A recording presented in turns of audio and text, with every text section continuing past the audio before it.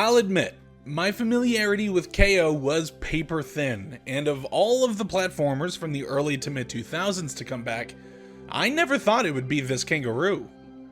Although, to be fair, if Bubsy can come back, anything can come back. And for what it's worth, this reboot of the Kao The Kangaroo games turns out to be far better than I thought.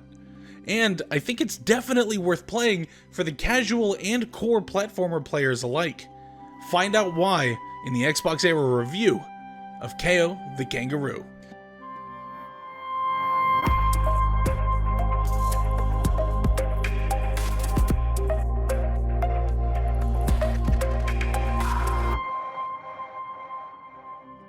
Kao The Kangaroo is all about jumping. Like any good platformer, you'll be busy punching away the A button while timing your movement from platform to platform to get to the end of the level.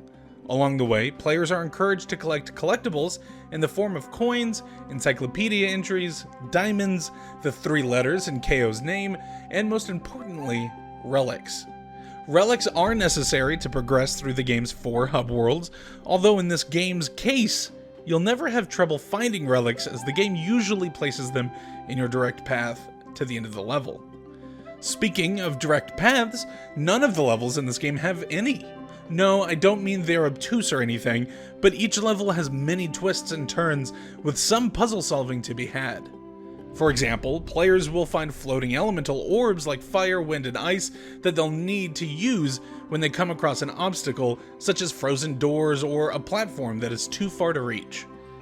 These floating elementals are single use, but managing them is relatively simple, and I never got stuck thanks to proper placement of these power-ups. Frankly, I never had any trouble going through each level, but I also did not find the game to be too easy, which I appreciate. Death is rare in KO, even in combat sequences. KO has a 3-hit combo alongside a dodge and ground slam, and enemies you encounter are easy to dispatch. To make it even easier, punching enemies multiple times without getting hit yields a free ground pound KO can pull off with the Y button, which knocks out enemies within a radius. As platforms aren't all that massive, that usually takes out most of the enemies around you. Kao himself controls like a dream, which, believe it or not, honestly came as a shock to me. When it comes to budget platforming games, I found that the character controller, the way they move and interact with the world, tend to be rather poor and is ultimately the reason why I drop games of this genre, especially these days. It's more likely you'll find a PlayStation 1 or original Xbox platformer that controls much better than modern platformer titles. But no, Kao is almost perfect. Jumping is snappy, movement is solid and has weight to it, punching works but could be a little better, and dodging does the job. Unfortunately, while Kao plays great, the world around him can only be described as well-intentioned but unreliable. In the levels that Kao progresses through, you'll find certain platforming functions like using hooks to jump from platform to platform to be weird, if not outright annoying. There are a few jumps you'll make where you're absolutely sure Kao was supposed to land on, but somehow you'll fall through the world's geometry. And in one case, the elemental orbs glitched out on me, forcing me to restart the game application to progress. There are some questionable design choices I noticed during my playthrough, like with breakable crates. Through the game, you'll find plenty of crates you can smash to get coins. Coins are pretty useful because you can use them to buy extra heart containers found in the shops in each hub world, so of course the player's encouraged to collect as many coins as they can to buy them. But breakable crates can sometimes eject bouncing explosives from within them, which can hurt the player. You can't distinguish which crates hold these explosives, and most of the time breaking the crates will trigger the explosion anyway. Although this isn't a frequent problem, this can be discouraging to players, and I'm sure some will rather avoid crates altogether rather than breaking them like they should.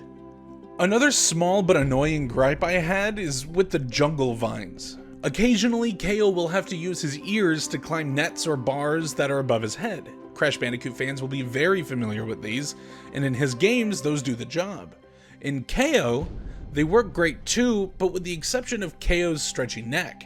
Besides looking a bit funny, players will have to use this neck-breaking move to reach collectibles or crates that are sometimes just out of reach.